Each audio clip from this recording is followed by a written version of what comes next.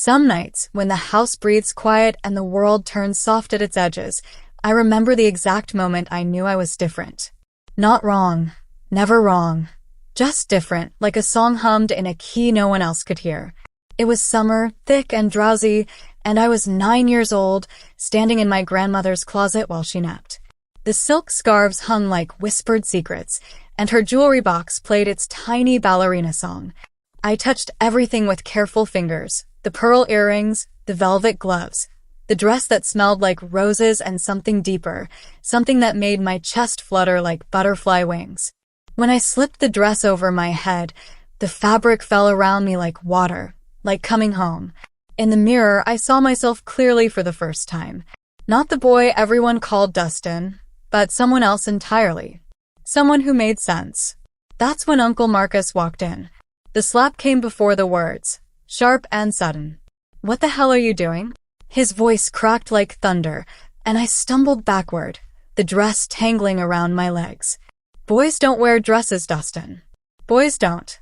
Jesus Christ, what's wrong with you? I wanted to tell him nothing was wrong, that this felt right, that the dress made me feel like I could finally breathe. But the words stuck in my throat like stones, and I just stood there, trembling, while he yanked the dress off me with rough hands. "If I catch you doing this again," he said, his face red and twisted, "I'll tell your father. And he won't be as patient as I am." After that, I learned to hide.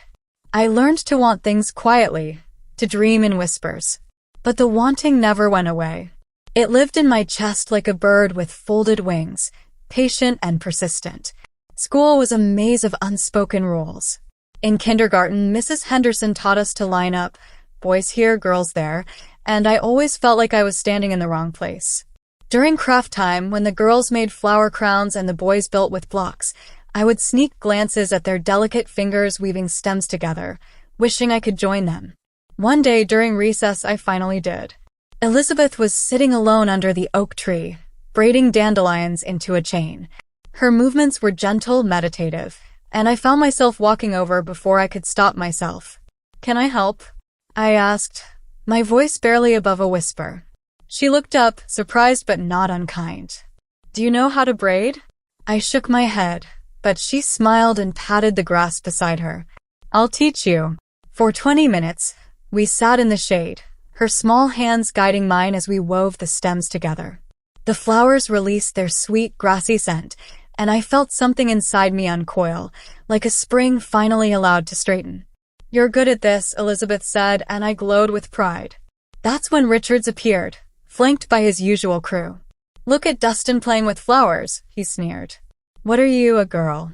The words hit me like physical blows. I dropped the dandelion chain and stood up, my face burning. "I'm not.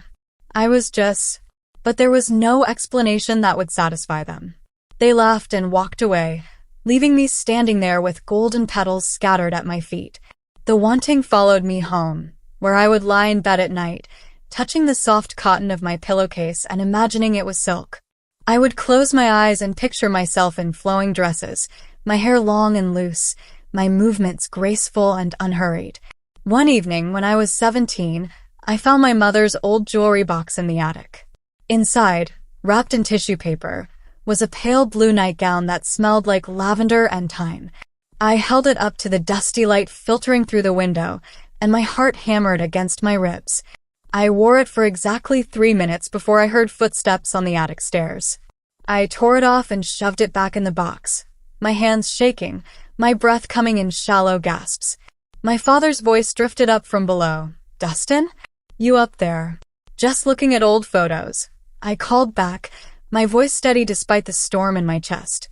But late at night, when the house settled into sleep, I would creep back to the attic and hold the nightgown against my skin, feeling its softness like a promise of who I might become. High school brought new complications. My body began to change in ways that felt foreign and wrong, and I watched the girls around me with a mixture of longing and envy. They moved through the world with a confidence I couldn't understand, their laughter bright and easy, their friendships deep and mysterious. I threw myself into theater, where I could disappear into other characters, other selves. During dress rehearsals, when the costume mistress would pin fabric around my body, I would close my eyes and pretend. just for a moment, that the clothes were mine to keep. It was during the spring production of Romeo and Juliet that I met Vincent.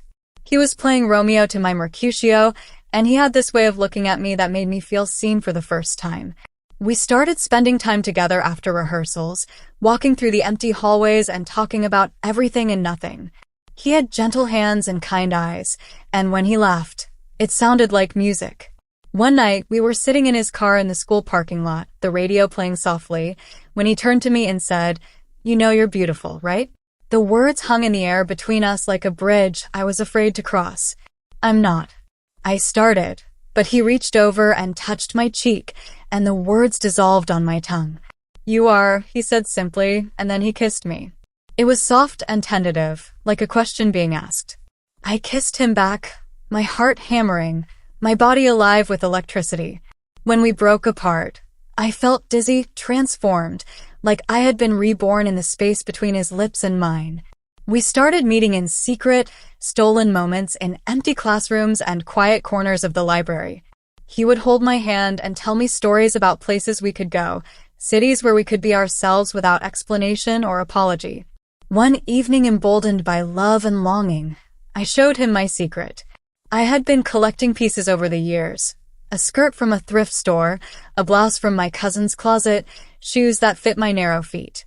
I kept them hidden in a box under my bed, wrapped in tissue paper like precious artifacts. When I stepped out of his bathroom wearing the skirt and blouse, my hair brushed back from my face, Vincent's eyes filled with tears.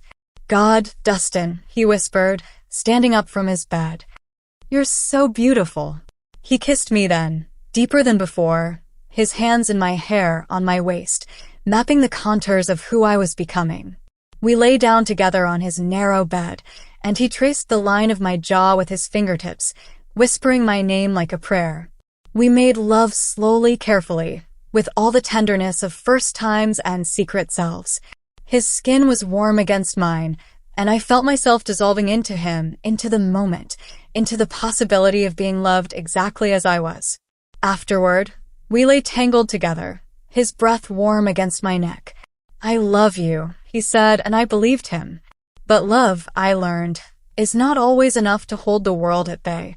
When Vincent's father found us together, still dressed in my borrowed clothes, the violence of his reaction shattered something in all of us. He pulled Vincent away with brutal hands, his voice ugly with rage and disgust. "You're sick." He spat at me as I scrambled to cover myself. "Both of you. This is sick." Vincent was sent away to military school the next week. I never saw him again. The loneliness that followed was deeper than anything I had known. I drifted through my remaining years of high school like a ghost, my secret self locked away, my heart carefully guarded. I learned to survive, to function, to smile when expected. But part of me remained frozen in that moment of discovery, that brief, shining time when I was loved for who I truly was. Years later, in a small apartment in a city far from home, I would sometimes put on a dress and stand in front of the mirror, remembering. The reflection would show me glimpses of the person I might have been, the woman I carried inside me like a secret song. And though the world had taught me to hide, to diminish, to apologize for existing, I knew that somewhere, in the space between waking and sleeping, between boy and girl, between what was and what could be, I remained whole. The wanting never left me. It lived in my chest like a bird with folded wings, patient and persistent, waiting for the day when I would finally have the courage to let it fly.